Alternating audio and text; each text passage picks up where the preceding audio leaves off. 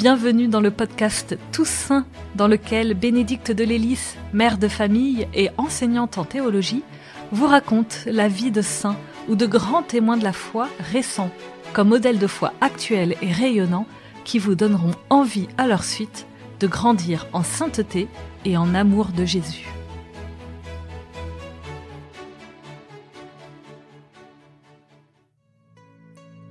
Dans cet épisode, je vais vous parler de Takashi Nagai. C'est peut-être la première fois que vous entendez le nom de ce médecin japonais qui s'est tant dévoué pour les rescapés de la bombe nucléaire larguée à Nagasaki. Laissez-moi vous raconter la si belle histoire d'amour de ce converti pour Dieu et pour une certaine Midori. Takashi Nagai est un médecin japonais étonnant, à la destinée bouleversante. Né en 1908 dans le sud du Japon, d'une mère fille de samouraï et d'un père médecin, il choisit lui aussi une carrière médicale. Là, je suis devenu esclave du matérialisme, explique-t-il de lui-même. C'était difficile pour moi d'imaginer quelque chose qui s'appelait l'âme.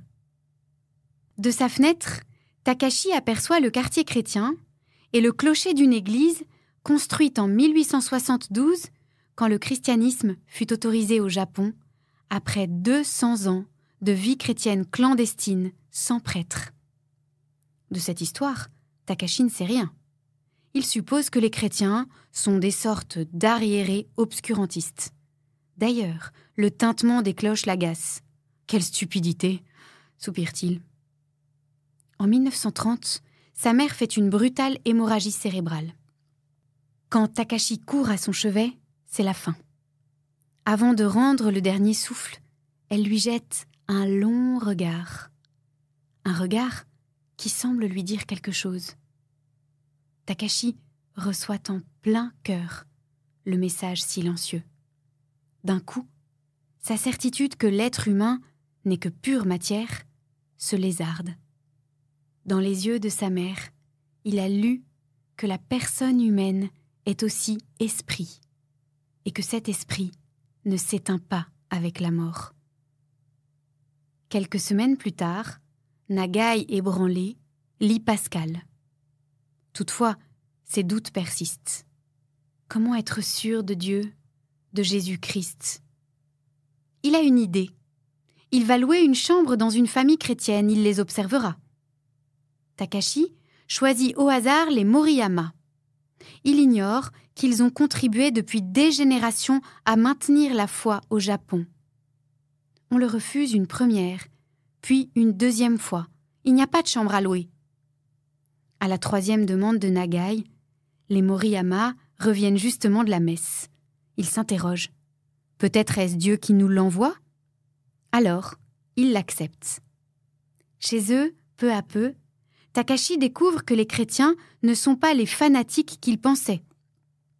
À Noël 1932, les parents l'invitent à dîner. Leur fille est là, revenue pour les vacances. Elle s'appelle Midori. Takashi ne voudrait-il pas les accompagner à la messe ? « Je ne suis pas chrétien », décline Takashi. « Les mages et les bergers ne l'étaient pas non plus », rétorque malicieusement la mère. Nagai se laisse convaincre. De cette première messe, il dira « J'ai entendu près de moi quelqu'un que je ne connaissais pas encore. » La nuit, Midori se met à gémir. Il neige. Takashi diagnostique une péritonite. Il la charge sur ses épaules, l'emmène à l'hôpital, lui sauve la vie.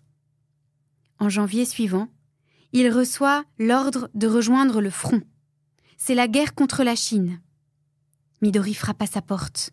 « Merci de m'avoir sauvé la vie. Revenez, je prierai pour vous tous les jours. » Peu après, la jeune fille envoie aux soldats avec des gants un petit catéchisme. Takashi découvre les 10 commandements. À cette lecture, il se sent sale, loin de la lumière et de la bonté qu'on y décrit. À son retour, Takashi se confesse et se décide enfin. Malgré l'opposition de son père, il demande le baptême et la permission d'épouser Midori. Ils auront 4 enfants, dont 2 morts en bas âge. la vie n'est pas facile. Midori travaille beaucoup. Quant à Nagai, ayant perdu l'usage d'une oreille à la suite d'une otite, il n'a pas pu devenir chirurgien. Il s'est orienté vers la radiologie, science nouvelle pour laquelle finalement il se passionne. Il découvre son métier comme un appel personnel de Dieu. Il prie pour ses patients, charge son cœur de leurs souffrances. En 1945, il apprend qu'il est atteint d'une leucémie, due aux rayons de la radiologie. Il pleure en l'annonçant à Midori. Elle le rassure. C'était ta vocation. Il fallait faire ces recherches. Je serai forte. Mais rien ne se déroule comme il l'avait imaginé.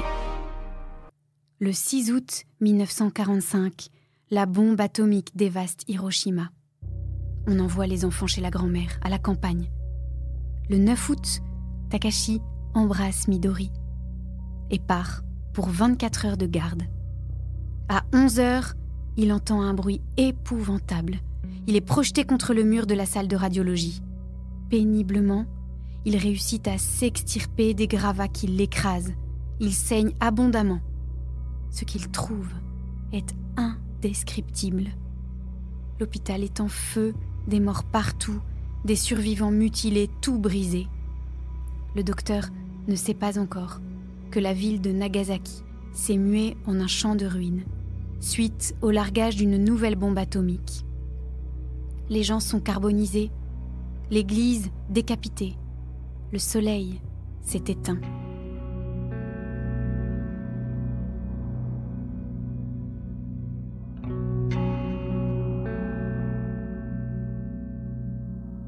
Glacé d'horreur, Nagai se ressaisit et rassemble les rescapés sur la colline voisine. Pendant 3 jours, malgré leurs blessures, ils se dépensent tous ensemble pour ramasser les corps et soigner ceux qui peuvent l'être.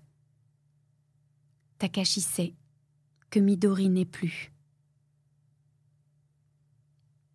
Le 15 août, le Japon capitule. La guerre est finie. La bombe n'aurait pas dû tomber sur le quartier chrétien, apprend-on. Elle a été déviée au dernier moment par la météo.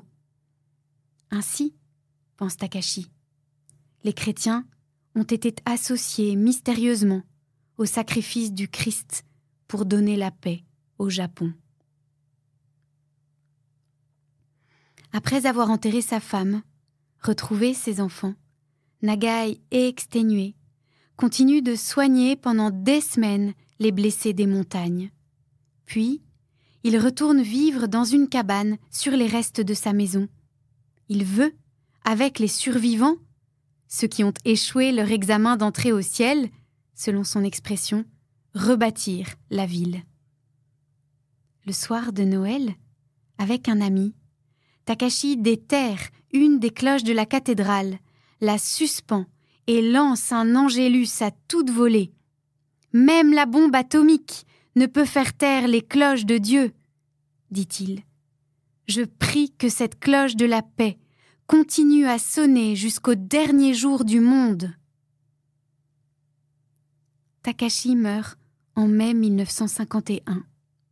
Durant ces dernières années, il écrit de nombreux livres, poursuit ses recherches, encourage.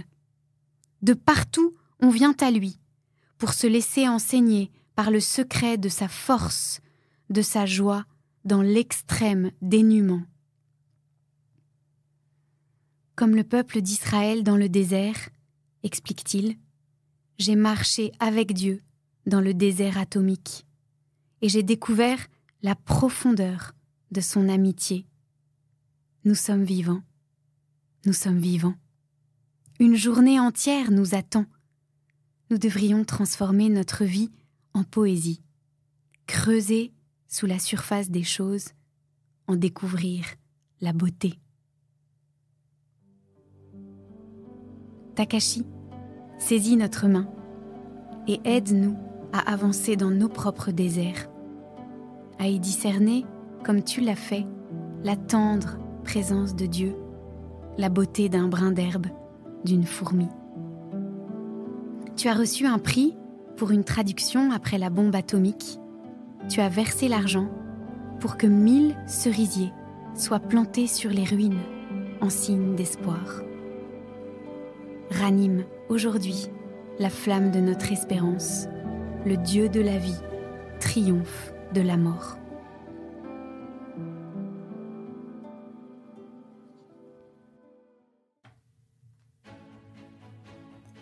Merci pour votre écoute. Si ce podcast vous a plu, n'hésitez pas à le partager autour de vous et à laisser un commentaire sur les plateformes d'écoute et les réseaux sociaux, les podcasts d'EFC, pour faire bénéficier de ce podcast à un maximum de personnes. Et pour une Toussaint encore plus fervente, n'hésitez pas à télécharger l'appli Conversio. Élaborée par une équipe de laïcs et de prêtres missionnaires de la miséricorde divine, cette appli vous propose de vivre durant cette Toussaint, du 1er au 8 novembre, un parcours sur les fins dernières pour augmenter en vous le désir du ciel et de la sainteté. Vous pourrez ainsi redécouvrir cette période liturgique trop méconnue de la Toussaint et vivre l'indulgence plénière que l'Église propose d'obtenir au profit de l'Église souffrante, en communion avec les âmes du purgatoire. À la semaine prochaine!